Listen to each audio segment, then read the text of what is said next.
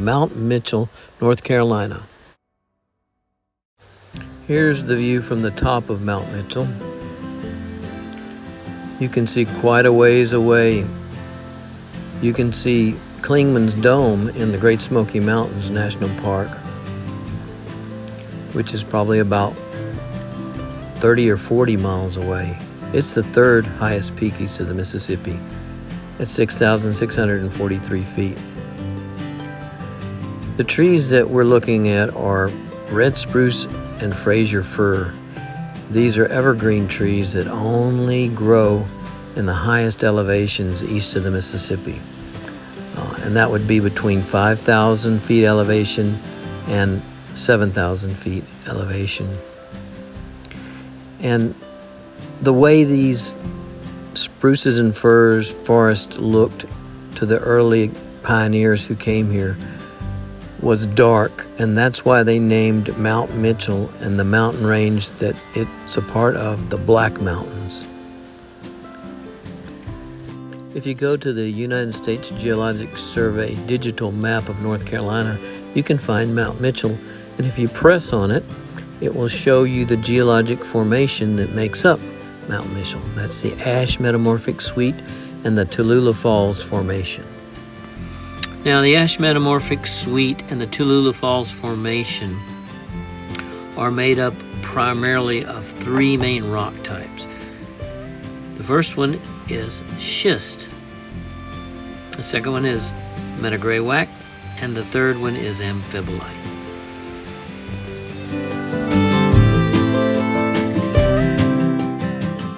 When you're hiking on Mount Mitchell and vicinity, you see a lot of outcrops like this sticking up. Very picturesque. Present some really interesting hiking / rock climbing. A closer look at these rock outcrops looks like this. Can you see the shiny stuff there? Can you see the shininess reflecting back at you? So what kind of rock type do you think that is? You're exactly right. It is schist.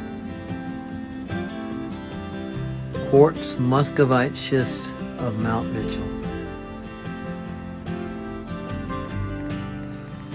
Here's a piece of the schist, the Mount Mitchell schist.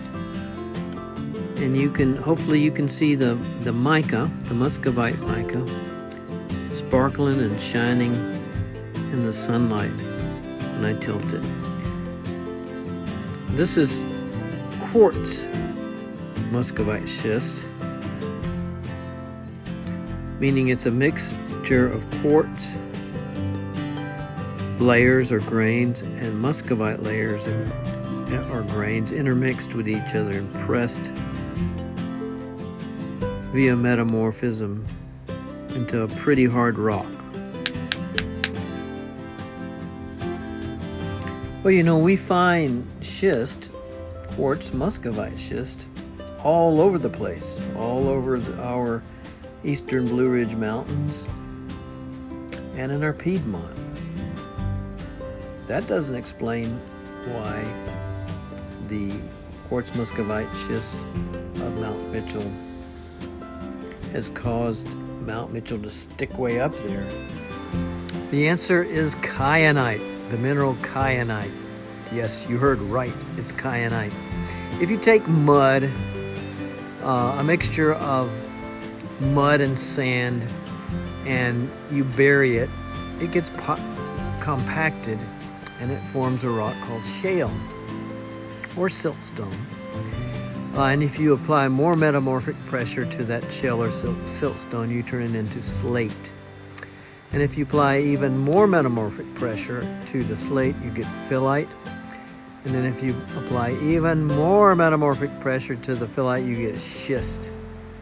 And if you apply even more metamorphic pressure in the presence of hot water generated by volcanic activity, you turn that schist into kyanite.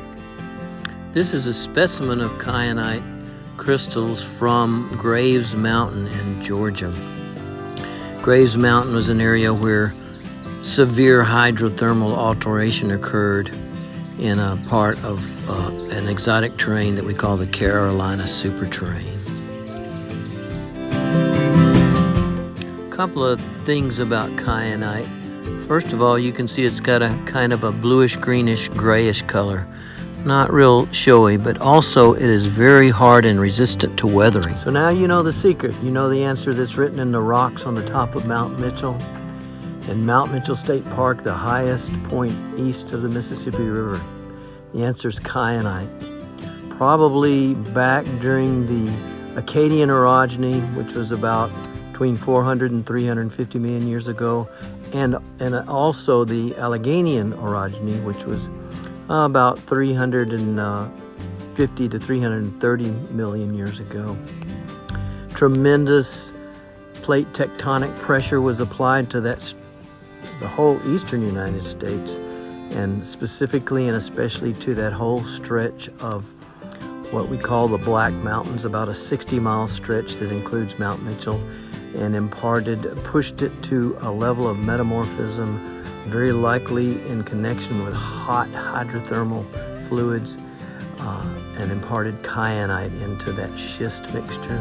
Kyanite, that quartz muscovite kyanite schist, is very resistant to weathering, and so you get Mount Mitchell and the other high peaks of the Black Mountains. Hope this was helpful. If you liked it, please subscribe to the channel. Give me a thumbs up, and I love to get comments. I'm always up for comments about anything that's on your mind, and I always reply to them. So, guys, have a great day. Pop out.